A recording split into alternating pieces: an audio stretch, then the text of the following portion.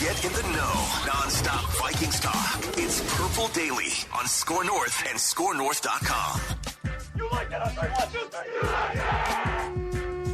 Welcome in, Daily Vikings Entertainment, where we just want the Vikings to win a Super Bowl before we die. As of right now, the Lions are much closer to winning a Super Bowl than the Vikings, unfortunately. We'll see what happens this weekend. But today, I think this is the fourth year that we have done this official exercise where we try to quantify exactly how risky it is, risky in air quotes, to draft a quarterback. Because I think there's a lot of just sort of fear-based discussion about whenever it may be. And it looked like maybe 4 years ago, maybe the Vikings would look to draft a quarterback, and then a couple years or so. We've kind of done this exercise for 3 or 4 years, but it's always caked in, boy, you got to be careful, because if you draft a quarterback, it's very, very risky, and it could blow up in your face, right? So we, as a show, have put together the research on this, and we update it every year. And today is that episode where we try to decipher exactly how risky it is by round, by slot, historically, the last 20 years. Presented by Quick Trip, Judd Zolgad, before we get in. Yes, and that is also, it's presented by Quick Trip, but it is presented by their quality gas guarantee, because their quality gasoline guarantee, this time of year, it's cold outside, you're driving around, you want to know what's in your gas tank, right? Is the best gas possible. It's going to get you from point A to point B. Well, Quick Trip, which offers you basically everything. I mean, breakfast, lunch, dinner, snacks. I could go through that. Also offers you a peace of mind when it comes to the gasoline in your gas tank. And that is something that places don't do, but Quick Trip does. You know why? Because they're the best around. Quick Trip, check them out and enjoy the fact that you have security in your car. Yes. Do you agree with my assessment that whenever we start to talk about, okay, the Vikings might draft a quarterback, that a large chunk of the pushback is how risky it is? That's how I feel whenever I get into discussions about the future of the position. You got to be careful moving off a known commodity for something that's for a rookie, like a Jordan 1 in Love. 10 shot or something. Yeah. Yeah, I think it's fair to say that part of the reason why the security of a Cousins is seen as a luxury is because of the fact that you run a risk by taking a young quarterback. But of course, I'm sure we're going to talk about the risk reward of that as well, because the reward can be enormous due to not only performance, but also the contract. Yeah. What about you, Dex? And you're mingling with Vikings fans and over the years. It's mostly the post-traumatic ponder syndrome that people are scared of, which is weird because the Vikings moved off Brett Favre, who was just retiring. He wasn't like they were moving off a known commodity that still had years left in the tank. on the frozen TCF Bank Stadium field.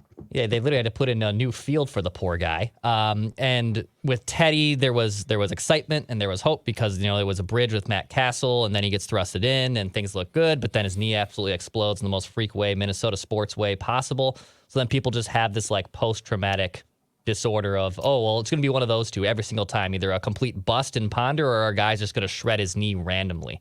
And then they're like, nope, don't just sign the Case Keenum, sign the Kirk Cousins or overpay for the Kirk Cousins, and we'll go from there. And don't ever draft a quarterback because we need an edge rusher right now, damn it. In their defense, though, I will say this. You can be like mid-40s and never had true quarterback security as a Vikings fan, which is incredible.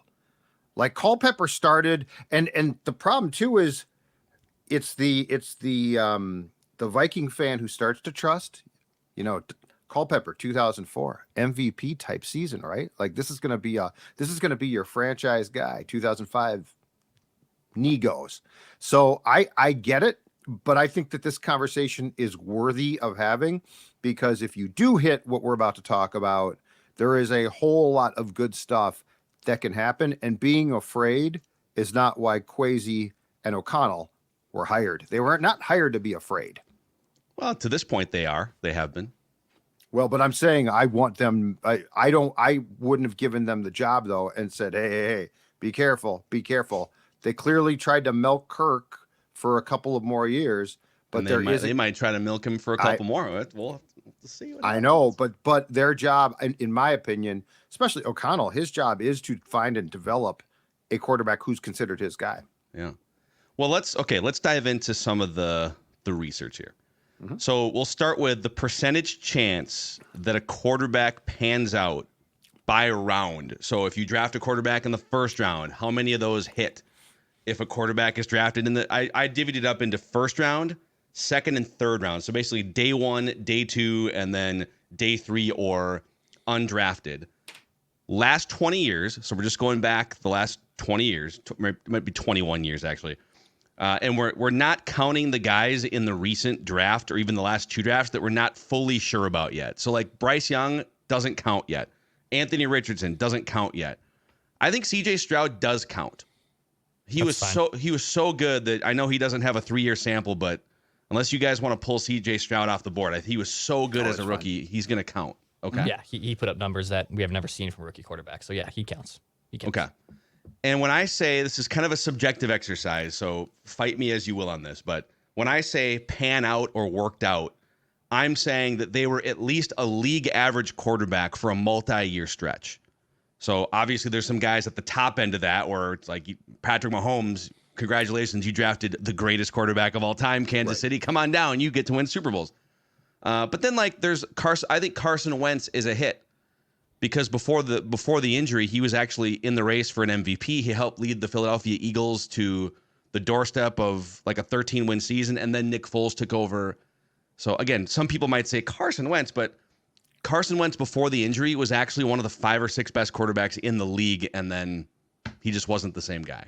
Okay. So there's a couple guys like that on the fringes, but by my subjective math, of the 61 quarterbacks we know about, that we have a conclusion about the last 20 years, first-round quarterbacks, 50% of them have panned out. So again, on the high end, you got Mahomes, you got like Big Ben, Aaron Rodgers going back to the first part of the sample size, Joe Burrow, Lamar Jackson, CJ Stroud. So 50% of first-round quarterbacks the last 20, 21 years have panned out to be pretty darn good or on the high end Hall of Fame level, all right?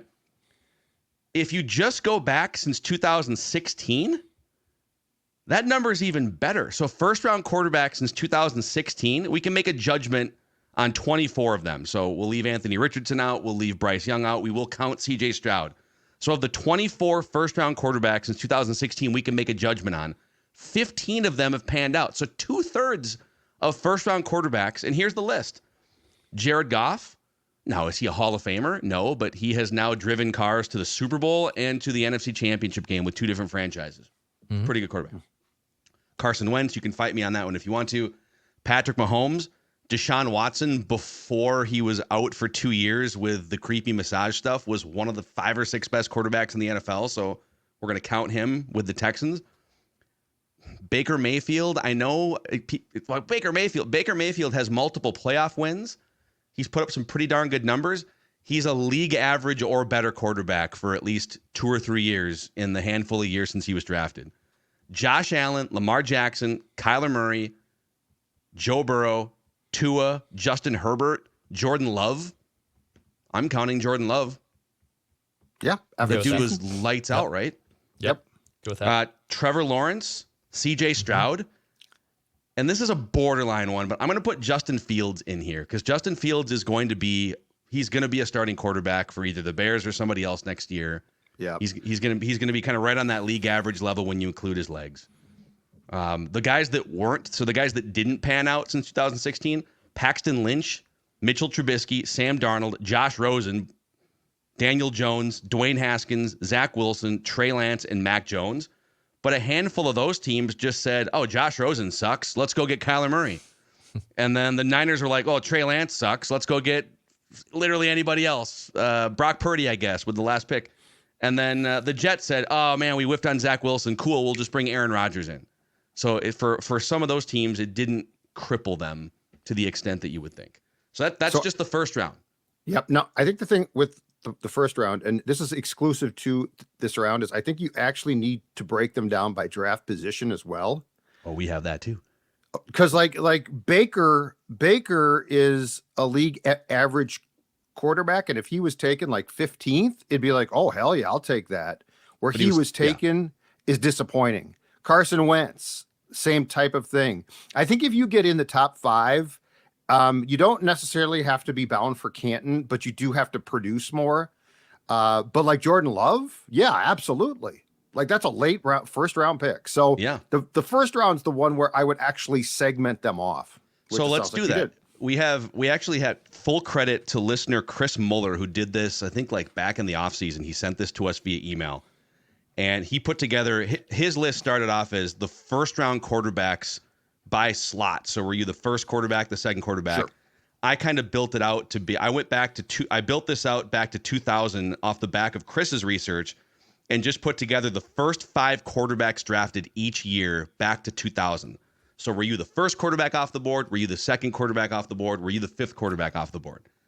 And here's what it looks like. Again, kind of the same subjective exercise. Did they pan out? Were they at least a multi-year league average starter or not? First quarterback off the board, 65% of them since 2000 have panned out. Which, that's kind of risky, but I bet if you did that exercise, and we have some of this too, for other positions, it's not like, remember some of the edge rushers and offensive tackles that flamed out over the years? Yeah, this happens across the board, no question. You know, first quarterback off the board, 65% hit rate. Second quarterback off the board, 38% hit rate. I'm not counting Geno Smith, who was the second quarterback off the board, because he wasn't a hit initially. He was a backup for like 8 years, and then he became a hit for a different franchise. Third quarterback off the board, down to 27% hit rate. Fourth quarterback off the board, down to a 14% hit rate. It's basically Derek Carr, Jordan Love, and Justin Fields. And that's kind of it since 2000. That's pretty disappointing. Yep. Now, the 5th quarterback off the board actually jumps up to 32%. So I don't know if this is a sample size thing or not, but if you're the first quarterback off the board, you have the best chance of being a hit. Second quarterback off the board, best chance of being a hit. 5th quarterback off the board is the third best chance of being a hit. And then it's 3rd and 4th after that. And I wonder if, like, once you get to the 3rd and 4th guy, I wonder if teams are reaching a little bit based on athletic ability. We're going to take a chance. And by the time you get to the 5th guy, it's a guy that's like not a combine master, but he's maybe had good production in college. And so obviously there are some hits after the 5th quarterback, like Brock Purdy, Russell Wilson, Tom Brady, Kirk Cousins, but the odds are very, very low once you get to the 6th or 7th quarterback off the board, the Jaron Halls, the guys like that. So, and then just to finish this out, and then we can dive in on this. Let's go back to the buy around information. So again, first round quarterbacks, last 20 years, it's about a 50% hit rate. 30% were complete busts. Like Blaine Gabbert, Christian Ponder, Brady Quinn, Tim Tebow, just like total disasters.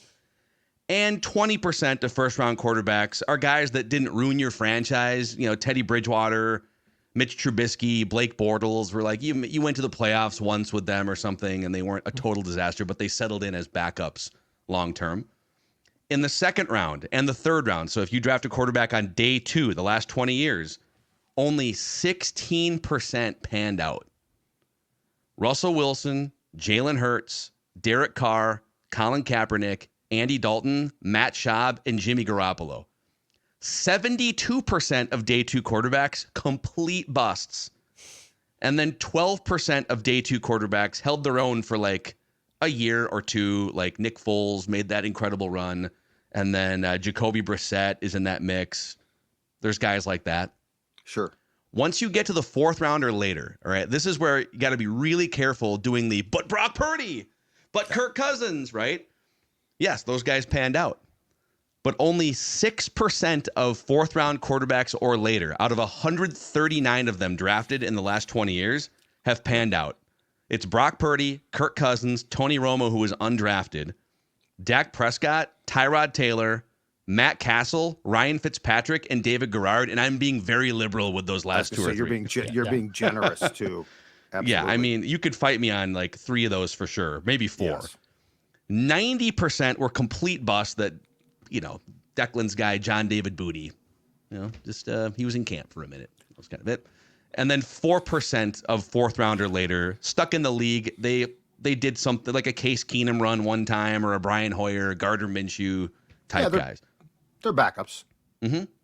So basically, if you if you don't draft a quarterback in the first round, you are praying to the football gods at a 16% or a 4% rate that guy's going to be a multi-year average to above average starter. So this is the thing about the process too, is I think that there has been a fear ordinarily that, well, if you take a quarterback and he play right away, and if he can't play right away, does that make the player a bust? Because in some of these cases, we are talking about guys that take a little bit of time too. Geno Smith. But yeah, but this entire exercise also comes back to why I said I thought, and hell, I might be wrong now. I thought that this current administration for the Vikings was brought in to do exactly this, to draft a quarterback, to identify it. And look, it can cost you your job if you're wrong, but if you never do this, this is the vicious cycle, right? This is the vicious cycle of, well, now we're going to go on to this guy. And now, and this is, if you want to get into and let's forget his name for a second, but let's talk about quarterback X, who was signed to a massive contract by the Vikings back in 2018. Say his name. I don't even want to mention him, no, because that's polarizing. That's a lightning rod. I want to talk about this as a theory of how this works. Let's call him Phillip Rivers. Let's call him Matt Ryan. Well, he's got like 12 kids if he's Phillip Rivers. But when you do that, that's where you tie up salary. That's where you don't have the luxury of as we've talked about 1,000 times, but it's a good conversation building out your roster, right? Because now you're tied up in a quarterback and now you have no choice. And if you develop that guy and after 5 years, okay, this guy is our guy for 5 more, that's one thing. But when you have to go to the store and shop for that guy because you simply, and this is what Spielman did, he threw up his hands and he said, it ain't working for me. I'm going to go get one. This is why you have to take that gamble. This is why you have to take that chance. And I think the only question is, where do you want to take it? Do you want to try to get into that top 3? God forbid you're wrong, it's going to be trouble. But if you're right, it's huge. Well, or do you want to wait till where the Vikings are? But yeah, this is a conversation that, in my opinion, like the Vikings need to face the demon. They need to stare down the demon, their own fears. Like they need therapy. And they need to understand in that therapy session that unless you're willing to look at yourself, to look at those demons that scare you in the mirror and say, screw it, we're going to do it no matter what, we're going to continue to have a team that basically is in the deep end of the pool and is barely staying afloat. Yeah, and it is risky. But here's the other thing to this. People act like it's only risky to draft a quarterback. It's safer to draft something else, which is a fallacy as well. If you look at I just look back at the last like 10 years of drafts, all right? I went back to 2000, so last 15 years of drafts. If you just take all positions drafted in the first round, only 40% of first rounders made a Pro Bowl at some point. So, okay, it's really risky to draft a quarterback. So I better be careful with, the most important position in sports and taking a gamble that guy doesn't pan out. So I can take Mike Hughes, so I can take Laquan Treadwell. It's risky. So I can take Garrett Bradbury. Okay, but it's risky and teams get scared because of this. Because your point is spot on. They get scared because people remember quarterbacks. Mm-hmm. Like if I whiff on Mike Hughes, people will bitch in general about cornerbacks, right? Oh, the Vikings always take a cornerback. But how often do we hear what you just said, which is Mike Hughes? Imagine Mike Hughes was a quarterback and the Vikings got that wrong. And then I believe that was the same draft that Lamar Jackson was taken by Baltimore, yes. Right? But imagine how much we would hear about that. But we should amplify that. And now Rick Spielman has already been fired. So I don't disagree. But what I'm saying is I think that there's a human hesitancy to take quarterbacks to be more as executives. I think they're more afraid because that gets marked down on their permanent record where we sort of forget, yeah, you whiffed on a cornerback. I'm tired of you taking them, but I don't think it's nearly, I mean, we'll talk about Ponder till I die. Right. But that's the thing, but you nailed it. People, it's the risk that you took and whiffed on is the thing that gets judged, right? Oh, the Vikings drafted Christian Ponder, which was a risk. You're taking a quarterback in the first round. He doesn't pan out. Glaring mistake. But we ignore the risk that you don't take. Not taking Lamar Jackson and having one of the best quarterbacks of this generation does not get talked about. Because the Vikings decided to sign Kirk Cousins for the first fully guaranteed contract in NFL history and then let the rest of their roster erode starting in 2018. And now people have spent the last 6 years complaining about the rest of the roster being eroded, which is exactly what Mike Zimmer predicted before they signed Kirk Cousins in 2000. Mike Zimmer's over there at the combine. Beware the Ides of Kirk, you know? Yep. And like what would have been riskier for the Kansas City Chiefs? You could say, wow, you have Alex Smith. You're winning 10, 11 games. You're going to the playoffs. And instead of drafting an edge rusher to help Alex Smith have a better defense or a weapon on offense to help Alex Smith get better, you're drafting a quarterback that's going to sit for a year. But the risk for the Chiefs would have been not drafting Patrick Mahomes. But if they would have passed on Patrick Mahomes, nobody would have, like I'm sure there would have been some smart people in the Kansas City media that would have raised a flag. They wouldn't have traded up, dude. But it would have been like, oh, it made sense. Yeah, they went and got a wide receiver for Alex Smith in the late first round because they're trying to make the Alex Smith team better. Yeah. So here's the question, though, to the Wilfs. If they're going to continue to ride this train and they're going to continue to run things back, why did you fire Rick then? Like, why? Like, what was the purpose in firing Rick? If these guys aren't going to do what I thought that they were, if these guys are going to continue status quo, why was Rick fired? Because the only thing that Rick couldn't do was, or I shouldn't say the only, one of the key things he could not do, and one of the reasons why I thought he got fired was because of his inability to identify a young quarterback. But if O'Connell and Kwesi aren't going to identify a young quarterback in the first round, what was your purpose in the change? Just cosmetics? Well, the other main thing was Zimmer and Spielman clearly had a fractured relationship. Sure. But to your point, okay, Mike Zimmer's been around for 8 years, fractured relationship with the general manager.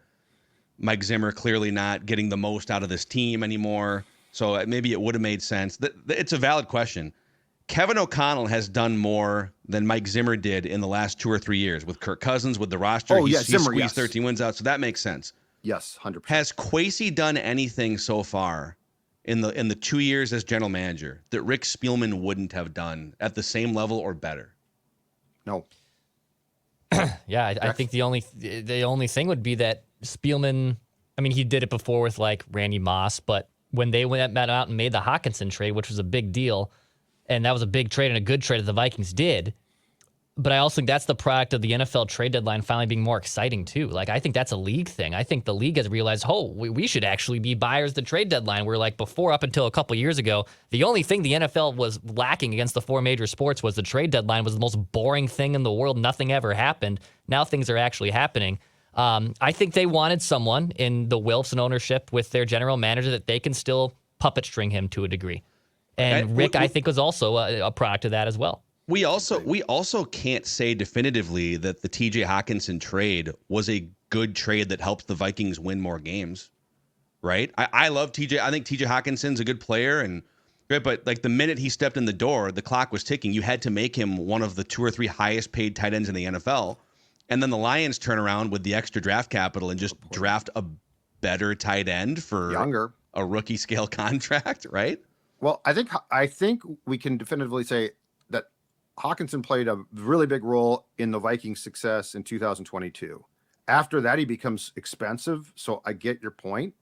But if you are going to just, if at the end of the day, come March or the combine, I don't know, if you're going to stick with quarterback X, then I go back to my question. Zimmer had to go. I totally get that. But why did you decide to change the GM? And why did you bring in what we perceive to be, and I think he is, an offensive guy who's considered a quarterback guy, to just continue to work with Kirk? Like, is the thought process that, okay, if this guy can work with Kirk, if these people can work with Kirk is these are my words of assumption, the face of the franchise, right? Mm-hmm. And we just needed someone to work with Kirk. But was that the process? My interpretation of the entire thing was, yeah, you know what, Kirk has at that time a couple of years left, but then we're going to go get a guy. And to your point, with the draft slots and the rounds, it's very clear where if you're going to get that guy, he needs to come from. Well, to this point, your assumption is, with all due respect, Sports Dad, is wrong. I know. You assumed 2 years ago that, oh, these guys, and I did too, by the way. I did too. You're right. There's a very famous Phil Mackey tweet out there from 2 years ago saying, you really think these guys are going to come in here and attach? This is the first shot they both get, maybe the only shot as a GM and a coach, and they're going to attach their first 3 years to Kirk Cousins, who is essentially the equator of NFL starting quarterbacks. Like that's, and the answer is, to this point, yes. 2 years in, they have, and they are and according to some of the odds makers, they are the odds-on favorite to bring him back on like a 2-year extension. So until their actions show otherwise, from the Wilfs through the new front office to Kevin O'Connell, they moved Mike Zimmer and Rick Spielman out so that new people could come in and just get more out of Kirk Cousins and a similar group, right? No, you're right. Yeah. I'm trying to get my head around what you're saying because I don't disagree one bit with you, but it's such a philosophically different approach than what I thought. Like what's the comparison here? I thought you bought a house to tear the house down and build a new house, when in reality, you basically bought the house to slap some new coats of paint on the house. Yeah. Yeah, you just wanted to redo the driveway. You didn't want to remodel the kitchen. Yeah. You wanted to start small, and if we have to then take some sledgehammers and start going full home makeover, we can, but that is not the idea of flipping this house. Judd thought you needed like 3 more bathrooms, and I know. I thought you were going to tear the house down. They just put new trim on the windows. I thought you were going to. Ryan Poles wanted to go extreme home makeover. They said no. We just want those cracks filled in the driveway. That is all they wanted to do. I thought you had a nice plot of land, and the house was okay, but it's a lake house, so that like they do in the lake. They come in and they demolish the 1965 house and they build a gorgeous new one. That's what the Lions did next door. Yeah. And so far, Phil's right. I've been dead wrong. Like, I'm not trying to defend myself. I'm trying to talk about what my interpretation of what I thought was going to take place with so far. It could change what's taken place. So I think to sum this all up, it's really like relative to the other positions that you could be drafting. It's really not that risky, quote unquote, to draft a quarterback in the first round. In fact, the risk is in not taking those shots, missing on not even taking a swing to get a Josh Allen, to get a Lamar Jackson, and then the 5 years of rookie scale contract. I would say lesson number 2 is once you get past the first round with quarterbacks, the last 20 years, you are crossing your fingers, man. 16% shot in the second and third round and less than a 5% shot in the fourth round or later. When you're drafting Jaron Hall and you're drafting Kellen Mond, you're not really drafting a quarterback of the future. You're drafting a guy that you hope can stick as a backup in 2 or 3 seasons. So we do have a mock here, a very interesting mocker from NFL.com. Bucky Brooks from NFL.com. I like Bucky. Presented by our friends at Ballard's Resort. So we're looking out already into the summer months here with this because these rooms book fast, these trips book fast. Ballard's Resort is right on the south shore of Lake of the Woods, right where the Rainy River flows into this massive lake. Very easy to drive up there. It's just a day trip up toward the Canadian border water. Top-notch accommodations, great fishing. You can catch 10-pound walleye with the help of a U.S. Coast Guard licensed guide, and they fully equip you with all the necessary fishing equipment. But these dates book fast, so go to ballardsresort.com, ballardsresort.com. Also, a shout-out to our friends over at Zero Res, all right? So, guys, listen, you probably never cleaned your carpets. Have you actually had deep cleaned carpets and air ducts before? Let's be honest, Purple Daily listeners. Zero Res is here to help you do that. They have a 4.9 out of 5-star rating on Google, 17,000 reviews. And if you ask for the Score North special, you can get 3 rooms, Zero Resified, starting at just $119 and $75 off when you get those air ducts cleaned. Call Zero Res today at 952-0-RES or go to ZeroResMinnesota.com. Say you want the Score North special and spell it forward or backwards. It spells the same, Zero Res. I want a mock! Bucky Brooks. Let's go. 1.0. Let's see here. He's got some notes here. I'm trying to see if He's got some notes. any trades here.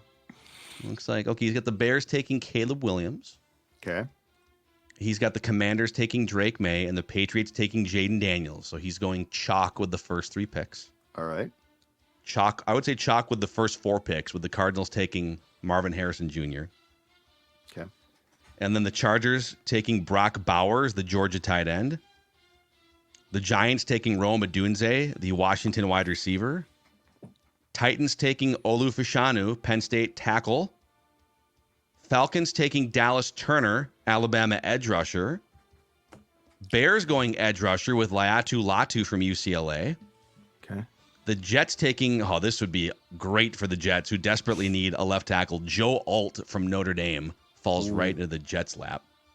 So he fell big time there, because I think the majority of the mocks we've done, Joe Alt's like going 5th or 6th, right?